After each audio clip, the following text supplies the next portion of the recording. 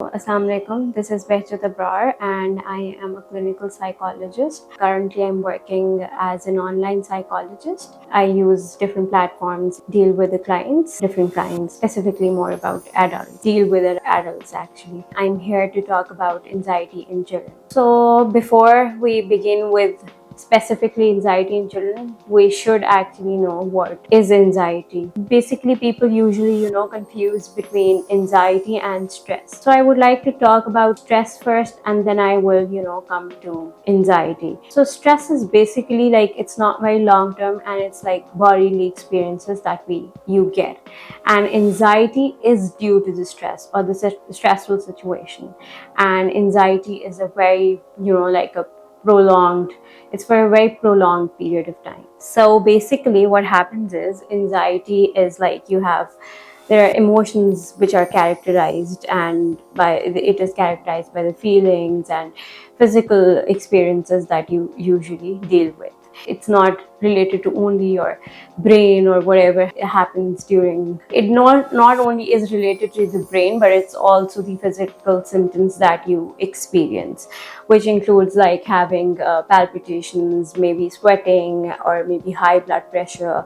Some people also do have tremors. So all of these things are what is anxiety.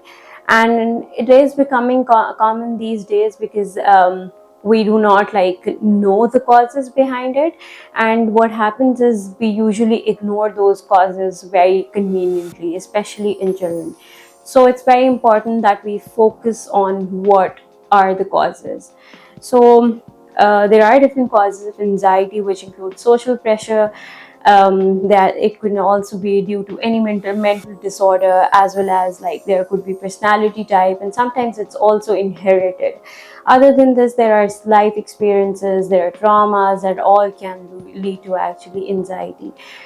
So social pressure is like, it can be of anything, being good in the society, known by the people, like because of the dressing that you have or whatever. So all of these such things lead to, anxiety in people, especially in children, because we inculcate that in children, being their elders, or so that is why this is one of the major causes that leads to anxiety. There are other causes as well, which includes like life experiences and traumas, because life isn't that easy for, any one of us. So then there are different types of anxiety. If you once we've talked about the causes, there are different types of anxiety that we have, which includes panic disorder, social phobia. We also have separation anxiety, which is very common among children around 6 months to 3 years. It's a very common thing that the children become very anxious during this time when they're separated from their mothers, specifically, because or with whom they spend most of their time with and they trust upon. So there are panic disorders, and there are social phobia, because as we see that the cause, one of the causes was social pressure. So it can be due to social phobia. You are scared to be around people and to interact with people, and we see that usually among children, that they aren't very comfortable being in public or to socialize. So that is one of the types of anxiety. Once we know about the types, we basically should step into a few symptoms of anxiety that are very common among children as well, children and even in adults, but we're specifically talking about children. So they get frightened, they get like worried, they are uncomfortable, they start throwing tantrums, there's aggression. And not only this, but sometimes what we see in children is they basically stop eating, or they have issues with eating habits and they stop eating, or maybe these are all basically are few symptoms that you basically see among the children. And sometimes children don't even show such symptoms. They keep those things into themselves, and when they keep them into themselves, they emerge in a very scary situation. And what happens is, like, it's more, serious symptoms that we see in those children, because there are other disorders that they go through because they keep their anxiety and their emotions into themselves. Others show tantrums. Tantrums are quite common among anxious children, and sometimes they stop eating.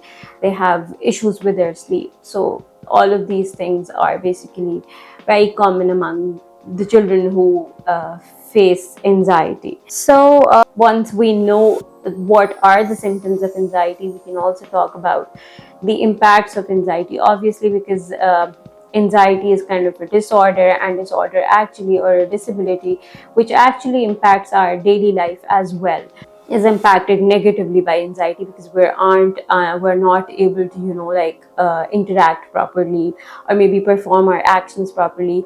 And we can see that in children, quite common, that they aren't able to, perform well in their academics. They aren't able to perform well in the sports or any other extracurricular activities that are happening at school, or maybe they have less friends because of anxiety. There are such impacts, and then again, it also leads to lack of self-esteem. And because children are actually seeds which grow into plants, like if you consider them like as plants, so they are seeds. When the seed is disturbed, so obviously there will be issues in the future, which you see. So at the very early stages, you start seeing in children that they have self-esteem issues, because they don't trust themselves, and they don't have the feeling that they can do well in anything. So then it also leads to, depression as well, because you have social anxiety. You keep yourselves away from the public.